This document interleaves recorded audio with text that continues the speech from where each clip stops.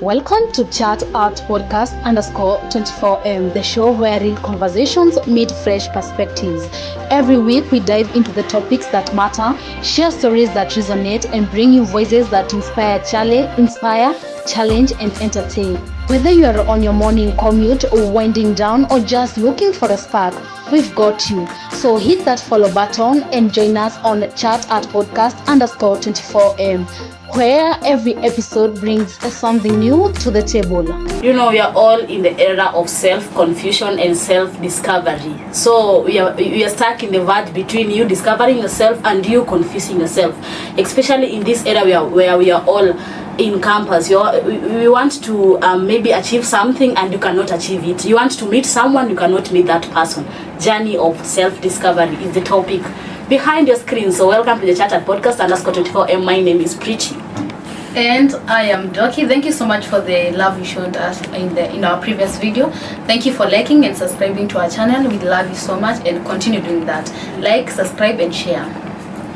And I'm Judy. Continue following us at our TikTok page, Chat Art Podcast _24M. And all social media platforms. That's the name behind your screens. And keep on giving us the love that you have been giving us, just as Doki has said. And just as Judy has said, continue following, liking, sharing, and subscribing. So we want to discuss about the journey of self-discovery. Just as I said before, we are stuck between balancing your life, balancing your career, balancing what your parents demand from you, balancing what your lecturers demand from you, balancing what your friend expect from you. So I feel like in the journey of self-discovery is a little bit difficult because every time like you're trying to stabilize yourself, like every time you feel like I've reached my comfort zone, then life will be like, no, you're not yet there. You need, so balancing is quite difficult because maybe you are at school currently. For example, let me use myself as an example. Currently, like this is the semester that I felt like I'm in the right place in school. But again, now life comes up again and tells me, no, you're not in the right place. Remember, January you're supposed to be somewhere else in a new environment. You get me? In a new environment where it is the attachment place. You get me? So every time that somebody is trying to get comfortable where they are, is just that the time that they life is going to throw mud at them. And telling you, no, you need to wake up, girl. Wake up. For me, I have that scare in me. I'm like, everyone is looking at you. People are like, you have that potential in you. You have that potential to achieve your dreams. You have that potential to make us proud. But I get that, okay, I have to make people proud, and I don't want to be in that lane or line and people say that this girl had a potential and she never achieved it. Mnakwanga nayo sikia kweli. Like things do happen. So I'm stuck between I have to make people proud, I have to make myself proud. But unafika kwa that certain mtu anasema this girl had the ability to do this but she did not do it. Me, I think I'm most scared of disappointing my parents. That is the greatest fear that I have. Like, I don't care what other people feel like, but I feel like one of the things that is so disappointing, can be disappointing in my life, is where you have to, I have to get in a place that my parents are disappointed. I don't want that shit happening to me, man. Okay, let's talk about the people that got into campus. You never knew what life in campus has to offer. You never knew the people that everyone is new to you. The friends that you had in high school are not the same friends that you're now having in campus.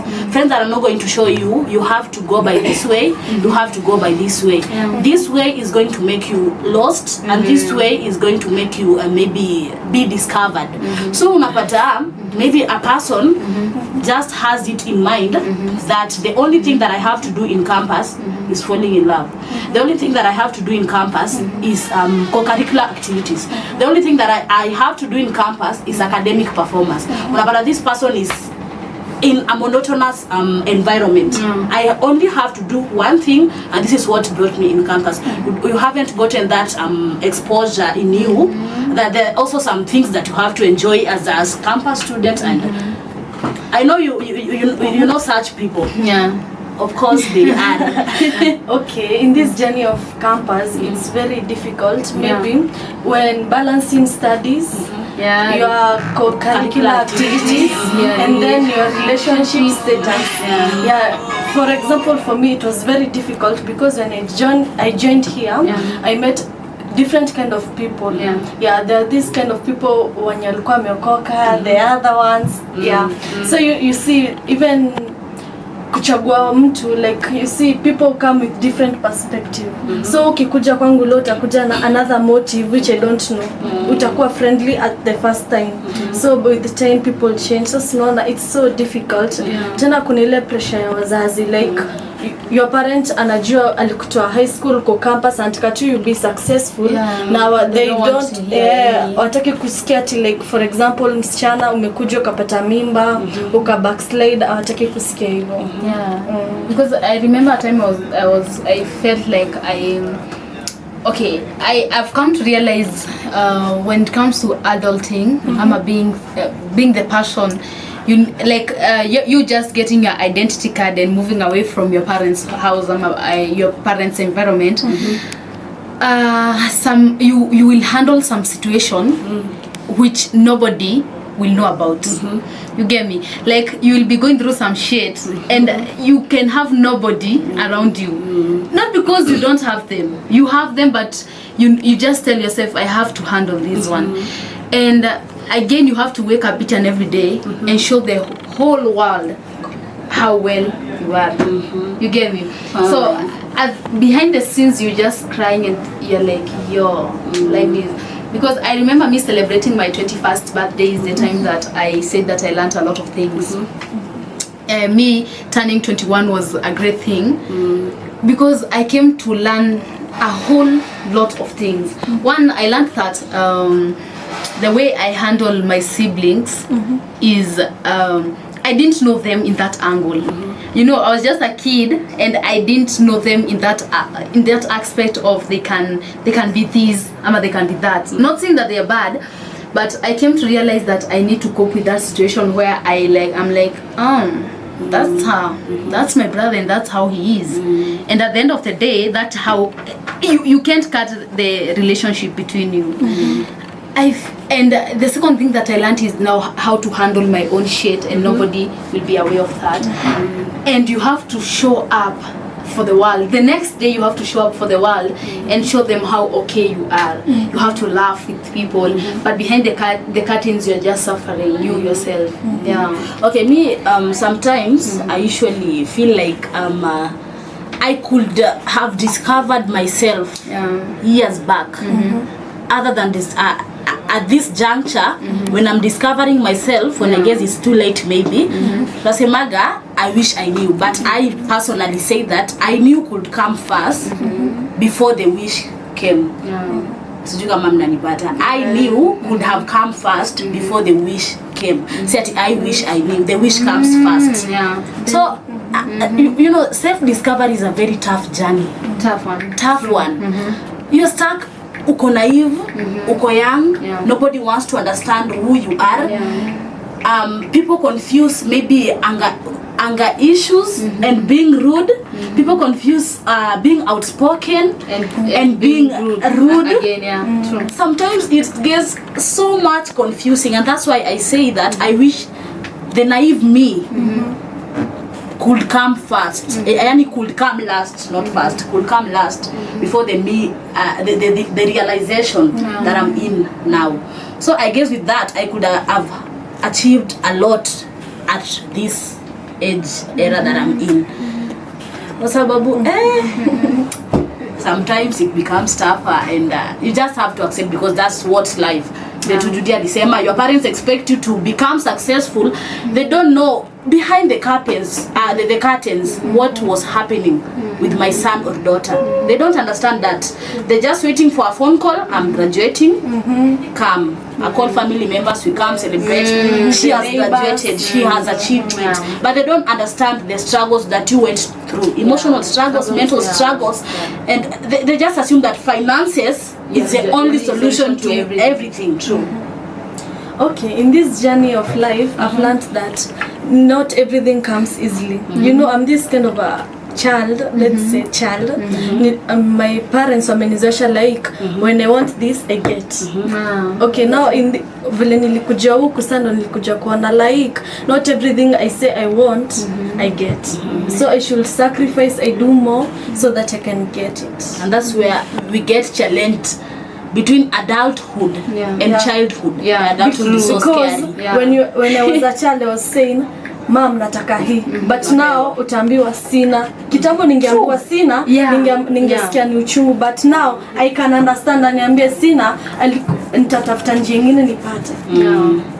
That is I usually say that me being the last one in the family is an advantage but also a disadvantage, because I came in a time where my parents they are in their old times, they are in their old age. So they have been waiting for something which is success. You get me? So this is a parent like you now 90 years down the line. So you've been working towards something to become that successful person, you know. But now because now you're old and that success haikujipa, let's say that. So I came in a time where my mom feels like I need to, what do I say? I need to give her hope more than she's giving me hope. You get me? I need to tell her like, no, just don't worry, things will be okay. You get me? And the moment that I decided to take journalism as a course, none of them were against it. But people around the community were like, you know, journalism isn't the best cause. You're just spending your amount of money. And then coming from a family where people don't believe in education so much, they just believe in you getting out of Form 4 and then trying to achieve something. Maybe you going abroad, and then now this is me. I remember somebody told my mama that, you know what, the money that you could have, you took. That the man that she took me to school with, now she brought me here, you could have paid an agent and then your daughter will be somewhere abroad working, and at least life will be a little bit stable. But you know, right now in school now they are just paying fee. So yeah, I feel that is one of the toughest journey that I can say currently. It has been one of the toughest journeys that I've faced. And I guess that's the reason being is that most of our parents are stuck in that era of TSC, traditional African society culture, where parents believe that engineering, medicine, piloting, doctor, architecture, those are the careers that come into their mind the first time that they think of academic excellence. And it's very wrong. And I thank God maybe I had that mom who is exposed, and I forever praise her, because she has never been against the cause that I chose. She was the first pioneer praising me. You chose that cause, yes, it's not marketable, yes, it's this and this, but you chose it. I have nothing against it. So because you chose it, the only thing that I'm left with is to give you all support that you need and everything that you need. Whatever comes our way, comes our way. If it is success, well and good. If it is failure, well and good. And I'm proud because I chose journalism, because it has maybe equipped me to be the person that I am. And advice to parents, do not be stuck in that stupid Western traditional African society culture, because you're spoiling your children. Urapata a child just chose engineering because the father wanted him or her to do engineering. You don't even understand what the teacher is saying in class, because this is something that we were talking to that guy in guidance and counseling, and he was like, I'm going to choose engineering, do it for my mom, and when I'm done, I'm going to do mine. Who have you wasted? It is you and not your parents. Actually, I'm just going to be seated in class be given certificates ati I'm giving it to my parents. Who have you wasted? Of course it's you. But So- you know that those parents who don't like get it, and they will be like, if you don't pursue this course, I'm not going to pay your school fees. So you have to do it for the parent, which is very, very wrong. Yeah. Now let's talk about relationship wise, because let me tell you, People have done a lot of dark things Yeah. for love. Because you've not yet self-discovered yourself yeah, of where you are lying, Yeah. or I don't know. because you know now you are out, and life is opening you a chance where you need to maybe to date around, but again you have your standards which start as low as they can. Let me tell you, that one is for sure. If you look at your ex years back, you'll be like, yo, I didn't have a nigga, nah. So I usually I'm like we are torn between in the self-discovery of relationship wise, because you have to accommodate another person in your life. You get me? And every time you're making a decision, at the end of the day, they're parts of you, because they'll be like, no, you didn't. I remember once upon a time I was in a relationship, and I made a decision, and then the person was like, Ati, why did you not involve me? You know what? Akakasirika. And I'm like, hey, okay. Huku ndo mwenye kwa relationship kuna kuanga kwenye ati I have no, because you're in my life, I have to inform you my decision earlier before taking actions. Yani before taking the final decision, you have to accommodate him. Ata I cannot condone such. I cannot, especially when this comes in when you're actually dating a person who is more older than you. You can't make your own decisions because my man is older, grown than me. He can make my own decisions. No, me personally cannot condone that. Any man that wants to do that nonsense to me, I can't do that. but Because you know, pretty, it is not a that is why I said, like, when when two people come together and they are connected with love, you'll not be doing it because you cannot say that I will not inform him, because you already love him. And by the way, I've come to learn that in love, if you don't get the point from your partner's view, hamtawaielewani. You get me? I may say a statement to say I'm dating Judy. I may say a statement yenye inaweza kuwa offensive kwake, lakini kitoka kwangu iko offensive. So whether you like it or not, it is offensive, because venye yeye alichukulia, it was already offensive. It doesn't matter that ulitoa by with just a by the way. Imagine so that is how it's a matter of mutual understanding. If I cannot condole you, don't try that stupidity on me, because some people assume that because that you are my man, that you can just say anything, and I get it naichukulia in a positive way. Maybe I'm going to tell you I cannot condole that. kwenye mapenzi. I cannot condone that, because some people can put you to mental stress every now and then, anakwambia you're too formal with me, because anakupatia stupid jokes zenye unexpect ukondole, ama vile umesema nitaichukulia positive na kwangu ni negative, ati because I love you and I have to show you that I'm happy, baby umenifanyia hii, ati I'm happy. I cannot do that. I was in this relationship where I was dating for money, not love. Okay. You had not yet discovered yourself. I was looking at these celebrities akina Diana, so you are like, I was like, I want to be like that. Okay, gifts, nilikuwa nataka tu niletwe gifts, money, and that. Sapo kwa love, I was not loving that person. So you see, it was very difficult to show love. You cannot receive. I cannot. I was just receiving gifts and I was happy, Okay. But later on, he came to discover I only wanted the things that he had. How did he discover? Let me tell I'm you. very inquisitive. Let me tell you. I want to know, how did he discover? Let me tell you a story of my friend. So she had. Are you sure this is not your story? This is my story. Come on, guys. So she was in a dating period of around, I guess, 2 years. 2 years with a man. And so in the middle of 2 years, another man pops in. You get me? And this man now is like financially stable a little bit. So ni mtu naona future. But again, the man she was dating, The actual man now. the actual man, it is not as if like the person doesn't have future. Like unaona yenyewe, by the way, kuna dalili za kuomoka in future.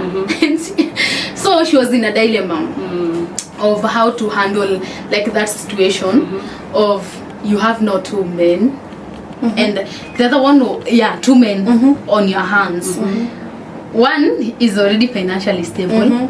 The other one Has a he future. can be financially stable or not, Only love. but let's 70% he can be financially stable in future. Yeah. So maybe I was like, you He know was what? stuck between I love him, Yeah. I love money. Okay. But hata huyu mwenye ako financially stable, like the person, like she was telling me, like the person is giving her the vibes of he is a good man, genuine love. I'll go for money. Tell The me one why. the one who is already financially stable. Yeah, because when you hata ukiangalia statistics like we see men akianza chini na mtu akifika pale juu atakuacha. And hata a What man if he's a genuine man? let me tell you, Judy has just said one thing. Men mkitoka chini na yeye mkifika juu atakuacha. A rich man comes to you, you are not financially stable, you are just reluctant because your man can provide. When the time reached that this man realizes that this lady is a liability to me, hata kuacha because alikupata ukiwa poor, hata kuacha. Ataniacha, lakini And ukiangalia most of the people wenye wanaanzia from zero wakifika huko juu, see these people ndio wanakuja na kwa baba zoninana campus students. Kwa nini? I was talking to a certain friend of mine and I was like, why do you think men cheat? Why? And he was like, not because that he I love ladies. Satisfaction. Yeah, nasema it's because the women we have right now they're not submissive women. So because if I go to maybe a hotel room, that waiter is going to do for me whatever I want from her. Ata submit, not a wife mwenye nenda kwa nyumba na mwambia cook for me this food. He's like, imagine how women are nowadays very dramatic because I know I have my papers, I'm landed, you're landed. Why should I give you that peace of mind that you want? Mimi, I usually tell people, if you want a submissive wife, Provide. tafuta Ugandan lady. Hata ata kneel down ndo akupe chakula. Mimi, I'm not ready for that shit. Ati niliona, I saw my friend ati because now like she is dating ati mwanaume anakuja na mwambia nikuta jacket, leta baby jacket nikushikie. Alafu anamwambia ati hii jacket iko na uchafu nikupanguzie.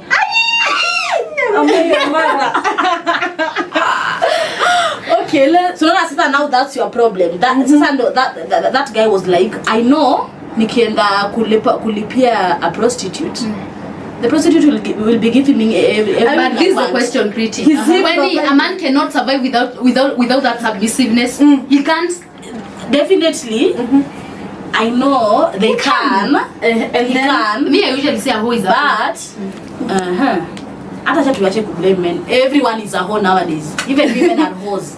Even women are hoes. Yeah. Let me tell you, mwanamke atasema uniheshimu, si ndio? You want to show me that you can get many wives outside there and many young ladies outside there. I can also do that. I have my money. Mbona nisiende kulipia kakijana kakuje kanifanyie massage and whatsoever. Yeah, true. So to put that blame on only nini. Ba lakini nasema percentage kubwa wanaume ndo wana disappoint.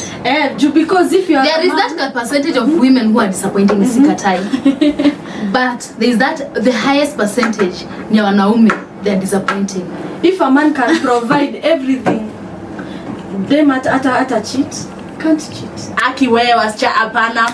Unajua mimi kitambo nilikuwa nasema wanaume wameumbwa na tamaa, is understandable. I know my man tapita nayo kwa barabara ataona nice ass aiangalie, not because I don't have that ass, I have it, but because wameumbwa na that tamaa ndani yao. But hata wanawake wameumbwa na tamaa. Sasa ni hata leo nakuwa activist wa men. I'm going to be an activist for men. Hata wanawake sasa hivi wayuko satisfied. Ati ndaona bwana my boyfriend has this car. Another person's boyfriend has this. Naenda kusnatch. Women do that. women do that. Lakini this is why I say in a relationship. Kama you both of you as partners, you come together. Kindly make sure that you love each other. Yeah. Because in the midst of everything, hata in the midst of challenges, and this person loves you, kuna vitu haizi kufanyia. I tell you for sure. Unaona, if a man loves you, haizi kuletea hata mwanamke mwingine kwa nyumba. That one is for sure. Aki, mimi I know that. Mimi I've heard stories of men, hata mwanaume anaenda kufanywa vasectomy just because aliona the struggles that the lady was going through. Because the lady anaenda through CS, anapata watoto through CS, amejaribu family planning, imekataa. But this man, just because he saw the struggles zenye mwanamke huyu anapitia, and akasema because I cannot refrain from sex, that's a lie. Ati tuseme tukauntingi days, that's a lie. So yeye aliamua, I want to go and do what? Vasectomy. Because genuinely, me when I hear such a man saying that, I can see that genuinely anapenda huyo mwanamke. Yes. He has discovered himself. Because you're still riveting around the journey of self-discovery. Tumeenda mbali, and you're talking about campus students, not even married people. But today you're saying that hata hajajidiscover bado. I mean, journey ya confusion, journey ya success, journey ya wazazi, journey ya okay. I guess the age of 21 to 25, that is the age of confusion for a lady. Ukikuwa discover, you've already discovered yourself, I'm sure. But from 21 to 25, hiyo ndo age ya confusion, a lot of confusion. I guess when we are just done with school and then you get a job, maybe now you will start seeing things in another perspective. You know, life has a lot of processes. From 9 to 16 kuna ka process. 16 to 20 there is a process. 20 now to 25 there is a process. So from 25, my friend, wewe kama hizo process unazipitia zote, utakuwa unaruka kwa ndoa huku na huku na huku. But anyways, I won't judge. Journey of self-discovery. What do you think about that? Have you yet discovered yourself, or you still running here and there and struggling to discover yourself? It's high time you all try to discover yourself. It's high time parents try to discover themselves, for them to also understand what their sons and daughters demand from them. It's also high time teachers discover themselves, to also understand what our students demand from us. Tuliambiwa kuna teachers believe in mob psychology, other than that simple psychology that I can just understand my students. So they use mob psychology for self-defense. They haven't discovered themselves yet. Anyways, keep on liking, sharing, and subscribing once again. Chat at podcast _24, and we love you so much, our viewers. Big up to Mary, who has been our very committed fan. Yes. Sasa yana nimeona that I saw one new viewer, Moses. Thank you so much, Moses, and wengine wenye sijawataja. Sorry, ndawataja next time after I confirm the comment. Thank you so much.